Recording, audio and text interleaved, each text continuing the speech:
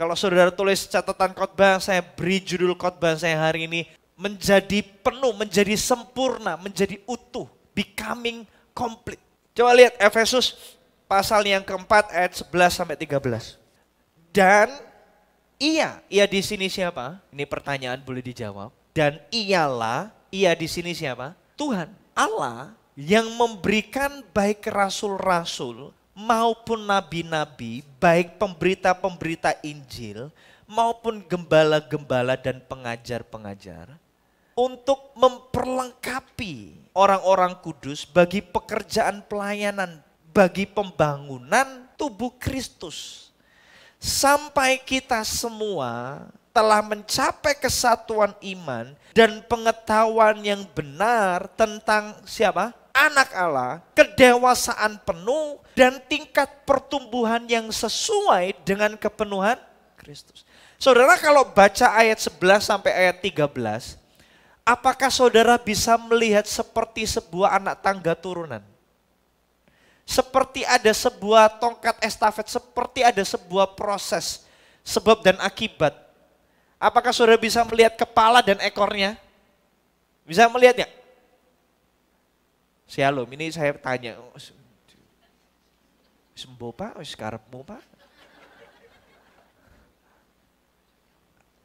Saudara bisa melihat dari ayat 11 sampai ayat yang ke-13 terakhir, itu seperti sebuah rangkaian. Itu seperti sebuah rangkaian proses. Jadi Allah memberikan baik rasul-rasul, saya simpulkan hamba Tuhan, Tuhan memanggil hamba Tuhan, memberikan mereka karunia, entah itu rasul, entah itu nabi, entah itu gembala, entah itu penginjil, pengajar. Tuhan memperlengkapi 5 jawatan ini, hamba Tuhan ini, memperlengkapi mereka, memberi mereka karunia untuk sebuah tujuan, supaya mereka berfungsi, halo, shalom, untuk apa? Berfungsi. Jadi bukan supaya mereka mendapatkan nama, bukan supaya mereka mendapatkan reputasi, tapi tujuannya adalah untuk memperlengkapi orang-orang kudus. Untuk memperlengkapi orang kudus bagi pekerjaan pelayanan, bagi pembangunan tubuh Kristus. Jadi hamba Tuhan dipanggil untuk memperlengkapi, untuk membangkitkan orang kudus, supaya orang kudus bangkit, dan orang kudus ini sama-sama membangun tubuh Kristus. Jadi konsep gereja bukan one man show. Hamba Tuhan dipanggil supaya jemaat bangkit. Jadi bukan semuanya hamba Tuhan yang melakukan. Halo? Hamba-hamba Tuhan dipanggil supaya umat orang-orang kudus dipanggil untuk memperlengkapi orang-orang kudus, dan pada akhirnya orang-orang kudus ini yang juga ikut bangkit bersama-sama dan membangun tubuh Kristus. Jadi gereja ini tidak tergantung sama 1-2 orang hamba Tuhan. Gereja ini percaya bahwa hamba Tuhan dipanggil untuk memperlengkapi orang kudus, dan orang kudusnya bangkit memperlengkapi tubuh Kristus. Kenapa orang kudusnya bangkit? Apa tujuannya orang kudus bangkit? Apa tujuannya jemaat bangkit? Sampai kita semua, halo, ini tujuannya. Sampai kita semua yang menyebut diri orang percaya, ayat 13, mencapai kesatuan iman. Saudara bisa melihat urutannya? Jadi hamba Tuhan dipanggil untuk memperlengkapi orang kudus bangkit, memperlengkapi tubuh Kristus, sampai semua tubuh Kristus, halo, mencapai apa? Kesatuan iman dan pengetahuan yang benar tentang anak Allah. Sampai semua orang mempunyai kesatuan yang iman yang benar tentang Allah, pengetahuan yang benar tentang anak Allah. Lalu setelah mereka mendapatkan kesatuan iman dan pengetahuan yang benar tentang Allah, anak Allah, apa yang terjadi? Sampai mereka mendapatkan kedewasaan penuh dan tingkat pertumbuhan yang sesuai dengan kepenuhan Kristus. Jadi tujuan akhirnya adalah tubuh Kristus ini menjadi tubuh Kristus yang dewasa. Mature, dewasa. Jadi gereja ini ada, tujuan akhirnya adalah supaya semua kita dewasa. Saya minta maaf dengan bapak-bapak, ibu-ibu yang datang ke tempat ini dan mengharapkan berkat Tuhan. Minta maaf, gereja ini ada bukan supaya saudara diberkati. Gereja ini ada supaya saudara dewasa. Oh, salah gereja saya ini Pak, silakan pulang. Gereja ini ada bukan supaya, tujuan gereja ini ada bukan supaya saudara kaya raya. Tapi supaya saudara dewasa di dalam Kristus Yesus.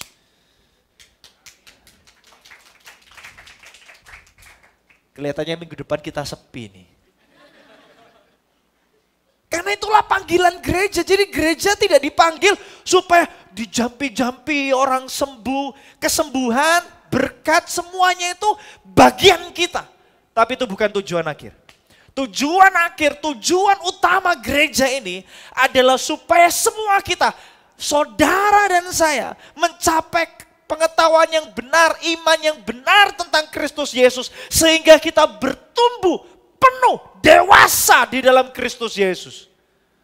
Jadi semua program, semua event yang kita lakukan di GMS Surabaya, kita tahu betul tujuan kita.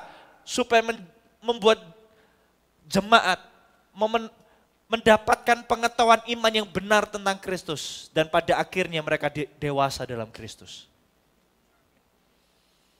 Makanya saudara nggak ketemu di GMS Surabaya orang sakit dijampi-jampi terus sembuh, terus walaupun itu terjadi, tapi kita tidak menginginkan itu jadi entertainment yang membuat jemaat datang, wow gereja ini sakti ya. Saya percaya semua gereja sakti karena ada Yesus di dalamnya. Saya percaya mujizat masih terjadi. Bulan Mei nanti kita akan berdoa untuk orang-orang sakit. Karena kita tahu bahwa Tuhan kita, Tuhan yang masih menyembuhkan. Tapi kita tidak buat itu supaya gereja kita rame. Kita buat itu supaya jemaat kenal. Punya iman yang benar. Dan waktu mereka punya iman yang benar, mereka dewasa. Iman yang salah membuat kita nggak dewasa. Halo? Saudara nangkep ayat ini? Saudara bisa ngerti prosesnya?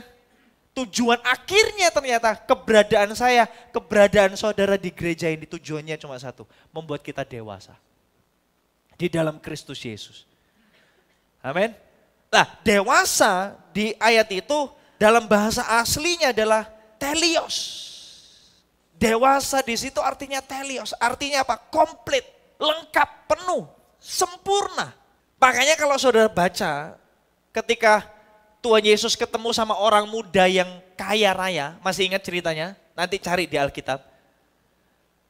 Orang muda ini ngomong gini, Tuhan, Guru, apa yang aku lakukan supaya aku dapat hidup yang kekal?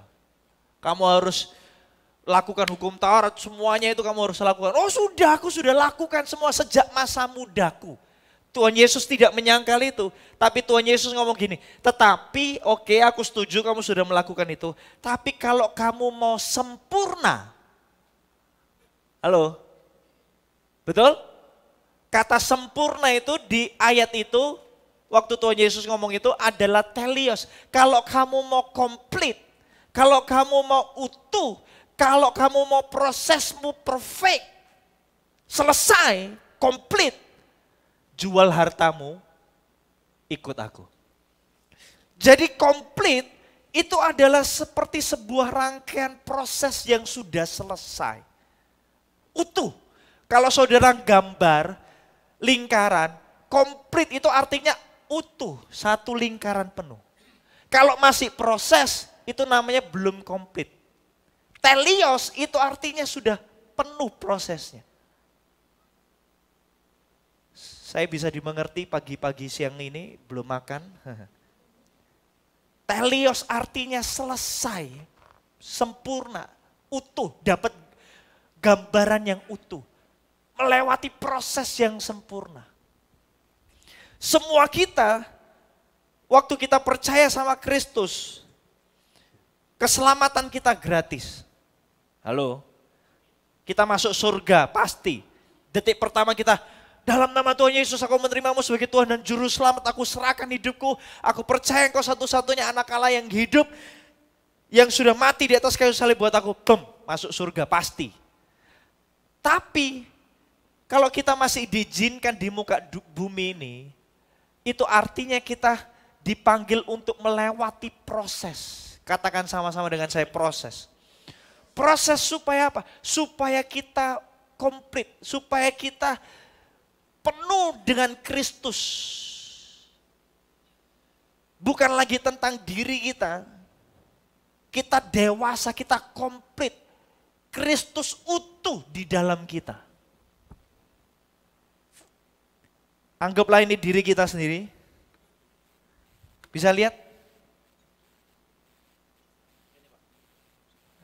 Oh sini. Kayak teleano saya. Saudara-saudara yang. Enggak. Anggap ini adalah diri saudara, ini adalah kita. Dalam kehidupan kekristenan kita, waktu kita ibadah, waktu kita saat teduh, waktu kita, saudara percaya bahwa ibadah itu punya kuasa? Apa kuasa ibadah itu? Kuasa ibadah itu mengalirkan Kristus di dalam diri kita. Luna enggak berkembang. Oh belum ya. Sampai yang ada di dalam diri kita itu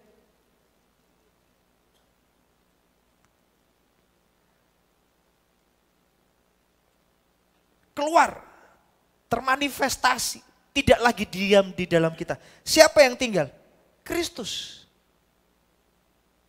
Saudara bisa lihat? Ibadah saat teduh kita datang ke gereja. Ini yang terjadi. Saya singkirkan dulu.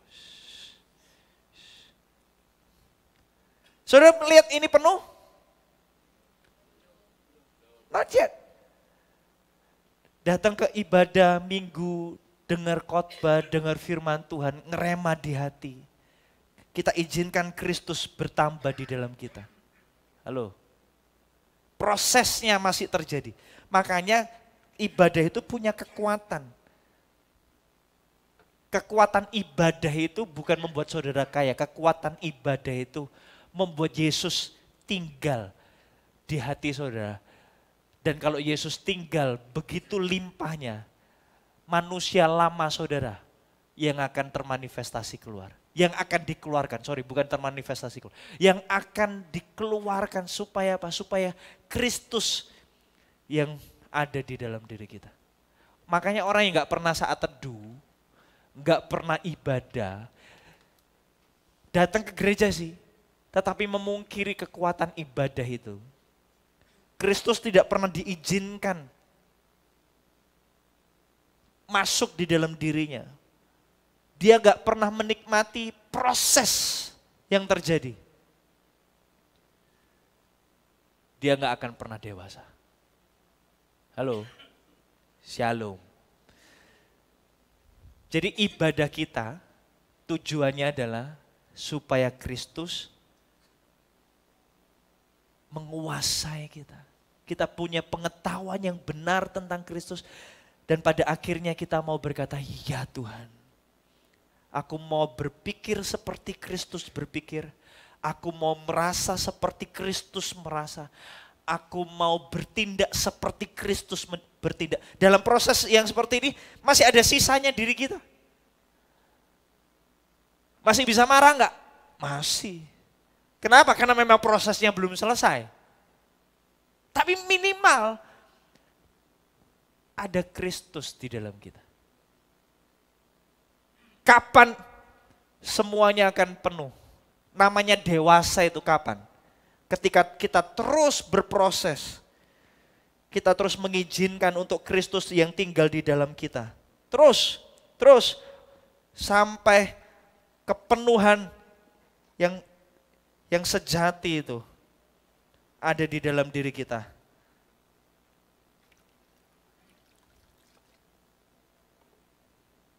Yang tadinya penuh dengan diri kita, sekarang ibadah itu membuat kita, orang semua melihat Yesus yang ada penuh.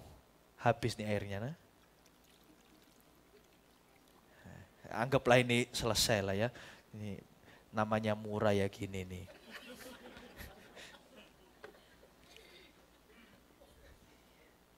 Ini yang namanya telios. Sudah ngerti? Kalau yang tadi masih belum selesai. Ini yang namanya telios, kedewasaan penuh. Ganggu mata saya. This is telios. Kapan ini terjadi? Masing-masing orang berbeda-beda. Halo? Tapi inilah tujuan gereja. Supaya kita semua telios. Dewasa penuh. Bukan supaya saudara kaya. Saya percaya saudara yang seperti ini gak akan bingung dengan kekayaan jasmani. Saya percaya saudara yang seperti ini gak lagi egois dengan diri saudara sendiri. Gak lagi datang ke gereja, wah kalau ke gereja minggu ibadah, wah antusias luar biasa, keluar gereja diserempet, wah gitu. Saya percaya kalau saudara yang seperti ini diinjak kakinya pun shalom. Telios penuh. Inilah panggilan kita menjadi dewasa penuh. Sempurna, becoming complete. Lalu saudara tanya, apa tandanya ketika saya ini komplit seperti ini? 2 tandanya, waktu saya sudah mau habis. Cepat, 1 Korintus pasal 3 ayat 1 sampai 3. Saudara nangkep ini? Telios, shalom. Coba lihat kanan kiri. Jadilah telios. 1 Korintus 3 ayat 1 sampai 3. Dan aku saudara-saudara pada waktu itu tidak dapat berbicara dengan kamu seperti dengan manusia apa? Rohani. Ternyata orang yang dewasa penuh, ngalami Kristus secara penuh, mengizinkan prosesnya sampai komplit, sampai telios. Dia adalah manusia rohani. Jadi kalau dia belum berproses atau belum selesai prosesnya, dia akan berpikir seperti manusia duniawi. Tetapi hanya dengan manusia duniawi yang belum apa? Yang belum dewasa dalam Kristus. Susulah yang kuberikan kepadamu. Apa tandanya ketidakdewasaan itu? Tandanya ini.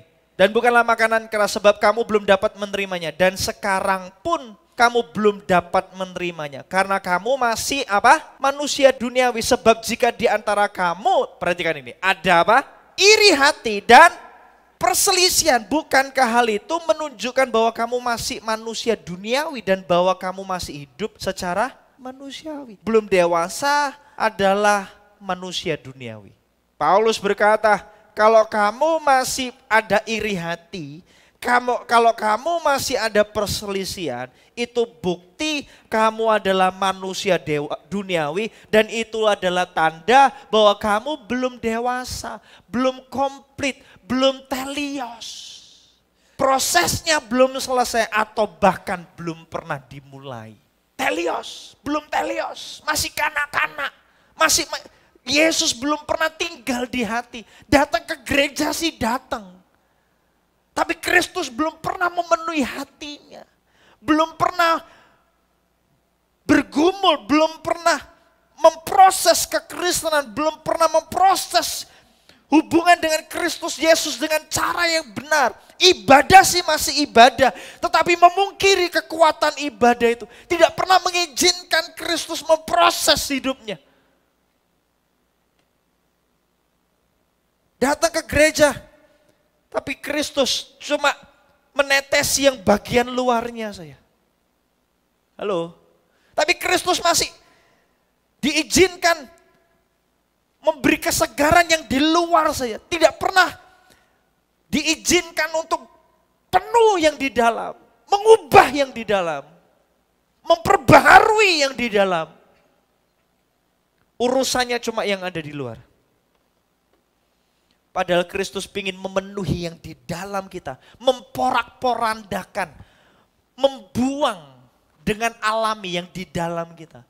Supaya yang di dalam kita isinya bukan lagi kita. Tapi Kristus. Coba lihat kanan kirinya.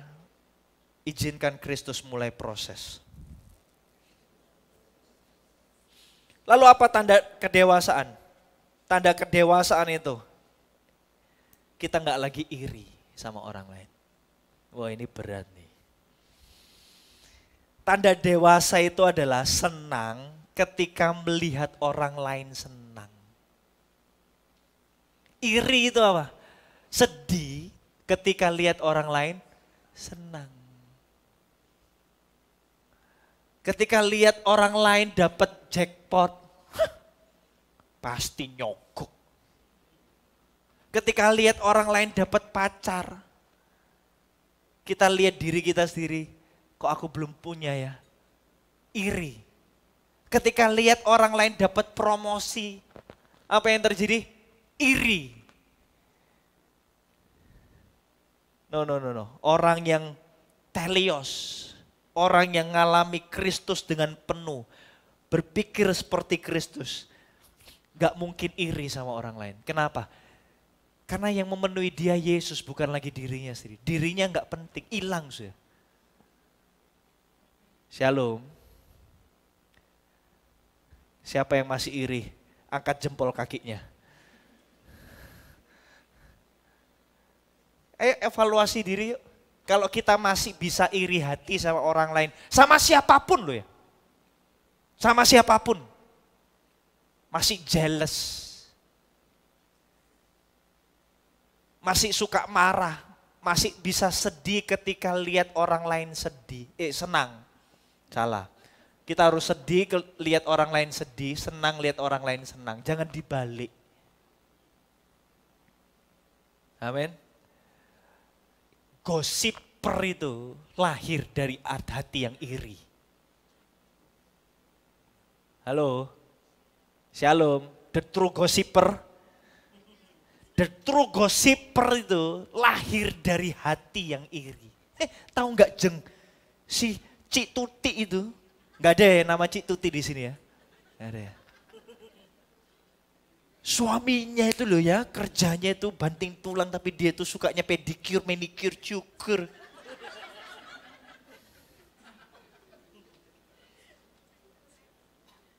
Halo, itu mulut itu ya. Kalau lagi gosip tuh, frekuensinya maksimal, mentok.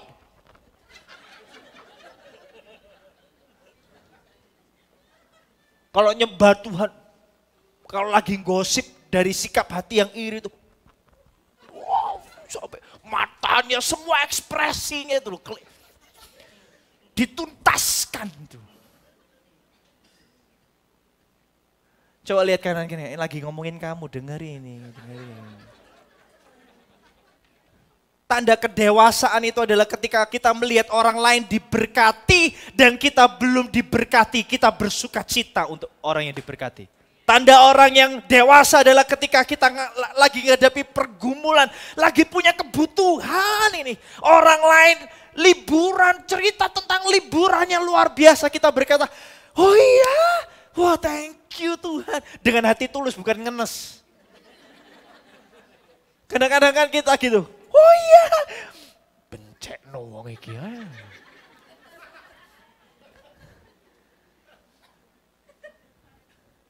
Amin. Ketika kita sedang ada dalam pergumulan dan orang lain lagi hidupnya fine-fine saja, happy-happy saja, karirnya cemerlang, kita nyungsep. Kita masih bisa berkata, aku bersyukur untuk hidupmu. Itu kedewasaan.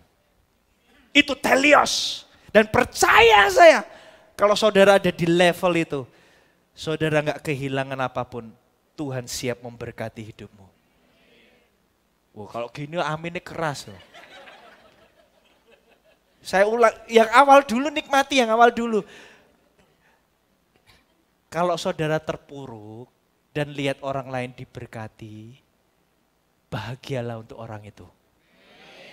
Nah ini baru namanya telios. Terjadilah sesuai imanmu.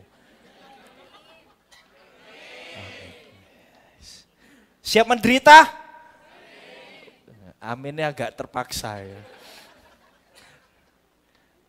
Itu telios. Gak iri-irian. Di CG gak ada iri-irian. Amin. Datang orang diberkati lebih dari saudara, gak perlu iri, bersyukur untuk orang itu. Nikmati, amin. Yang kedua, sebab jika di antara kamu ada iri hati dan perselisihan. Loh Pak, tapi Bapak gak tahu, saya ini yang pihak yang benar. Gak ada urusan. Pokoknya ada perselisihan, berarti kita belum telios. Shalom. Aku ini yang benar. Namanya orang berselisih, itu pasti merasa dirinya benar. Itulah sumber perselisihan.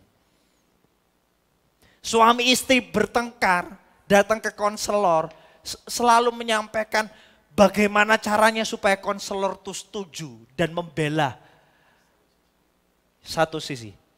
Saudara dengar ini bebek, dengar saya bebek, dengar saya bebek.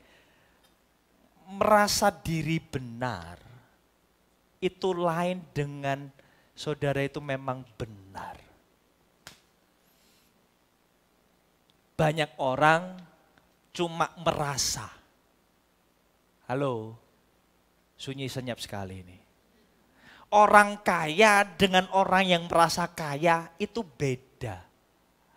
Orang yang kaya sungguhan, saya pernah lihat orang punya uang 1 triliun, gak neko-neko, simple.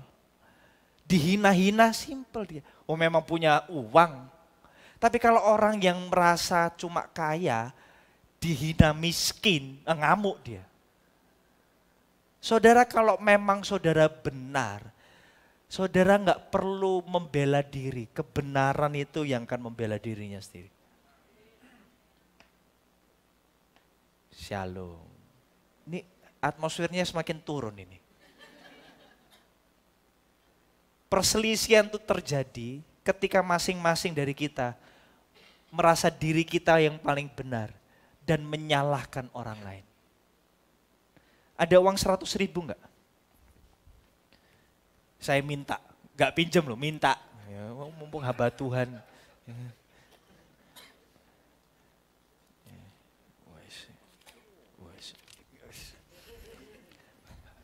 Saudara lihat gambar apa di sini? Shalom. Gambar bukan angka. Matanya coba lihat gambar bukan angka. Gambar. Picture. You know picture? Gambar apa? Soekarno-Hatta. Yakin? Karena saya nggak lihat Soekarno-Hatta, saya lihat wanita yang lagi menari. Saya lihat wanita yang lagi menari. Gimana mungkin saudara bisa melihat Soekarno-Hatta? Enggak salah. Kacamatanya diganti dong. Saya lihat wanita yang lagi menari nih. Yakin kalian melihat Soekarno-Hatta? Salah, kalian belum berdoa ini. Bapak-bapak, ibu-ibu belum banyak berdoa. Tidak seperti saya. Saya ini doa sehari 5 jam. Saya melihat wanita yang lagi menari dan saya tahu betul penglihatan saya ini benar. Saudara harus mengikuti saya. Saya kelihatan orang gila ya. Enggak kan? Enggak terlalu kan ya? Enggak aspiro. Siapa yang benar, saudara atau saya? Hah? Sama-sama. Dua-duanya benar, kenapa? Karena masing-masing punya sudut pandangnya sendiri. Perselisihan itu terjadi kapan sih? Ketika saudara kekeh dengan Soekarno-Hatta saudara, dan ketika saya kekeh dengan wanita yang lagi menari saya. Itu adalah perselisihan. Bodoh enggak? Yang keras. Bodoh enggak? Bodoh. Seringkali kita ini bukan saya yang ngomong. Jadi kalau kita itu berselisih, kita itu yang keras, yang yakin gitu, yang yakin. Jadi kalau kita berselisih gara-gara Soekarno-Hatta sama wanita yang lagi menari, kita ini coba lihat kanan kirinya, dengerin. Saya kepala. Jadi perselisihan itu adalah ketika kita mempertahankan posisi kita, kebenaran kita, tanpa berusaha memahami orang lain. Jadi tanda kedewasaan adalah punya kemauan dan kemampuan untuk mengerti pikiran dan perasaan orang lain. Ini adalah tanda kedewasaan. Orang yang dewasa adalah orang yang punya kemauan. Mau dulu, mampu urusan belakang. Mau dulu. Lalu bertumbuh dalam pertumbuhannya. Mampu mengerti pikiran dan perasaan orang lain. Jadi yang digunakan itu telinganya, bukan mulutnya. Ini khotbah bukan hanya untuk saudara, ini khotbah untuk saya. Karena saya belum telios penuh. Saya mau penuh. Yuk berproses sama-sama yuk. Amin. Jadi kalau hati saudara masih iri, masih suka berselisih, berarti saudara belum telios. Saudara, saya nggak ngomong.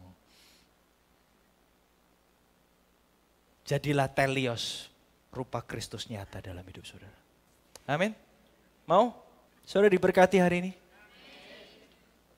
Coba lihat kanan kirinya, jadilah telios. Becoming complete. Utuh. Tanda keutuhan saudara. Saudara nggak iri sama orang lain. Amin. Saudara nggak berselisih dengan orang lain.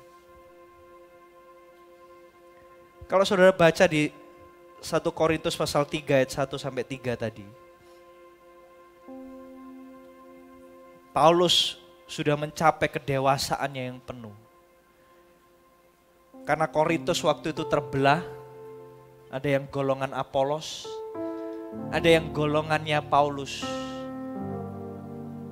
Ya kan?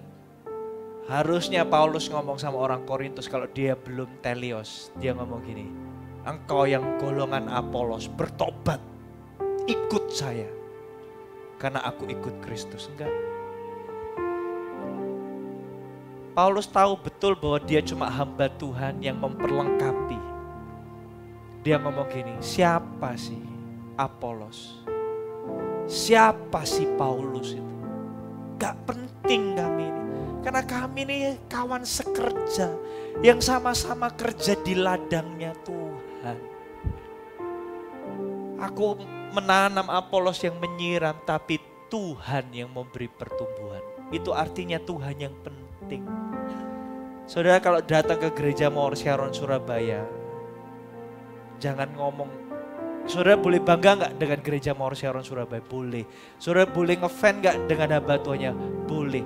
Tapi gak perlu membuat itu jadi perselisihan. Ada orang-orang yang memang suka dengan style hamba Tuhan tertentu. It's okay. Selama yang diberitakan Yesus. Saudara, boleh gak senang sama saya? Boleh senang sama style hamba Tuhan lain? Fine. Saudara boleh senang dengan style khotbah saya? Fine.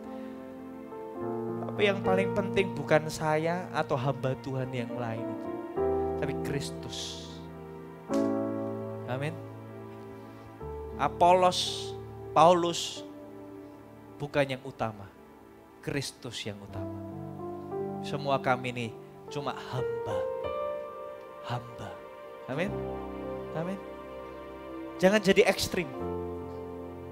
Orang yang telios itu gak ekstrim. Tahu orang ekstrim? Orang ekstrim itu tidak memandang gambarannya secara utuh. Dia zoom in terlalu. Saudara pernah zoom in?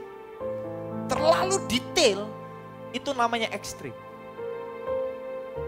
Saudara perlu zoom out supaya saudara dapat gambaran utuh. Sunyi senyap sekali nih. Kadang-kadang dalam kehidupan menghadapi masalah itu ya, menghadapi sesuatu, kapan kita itu terlalu ekstrim, terlalu zoom in, terus padahal kita perlu mundur sejenak, lihat kehidupan ini secara utuh. Kalau kita lihat kehidupan ini secara luas, kita akan berkata kayak Daud, siapa aku ini Tuhan? Aku ini cuma satu titik di sebuah alam semesta yang begitu besar yang Tuhan ciptakan. Amin. Gak penting, gak penting. Dulu waktu muda saya ngejar follower, ya kan? Saya pikir follower saya itu adalah kebanggaan saya. Sekarang saya gak kejar itu. Gak kepingin. Gak kepingin. Kenapa? Karena saya itu cuma butiran kecil di sebuah alam semesta yang begitu besar. Ada rencana Tuhan yang mulia. Amin. Jadilah telios, becoming complete.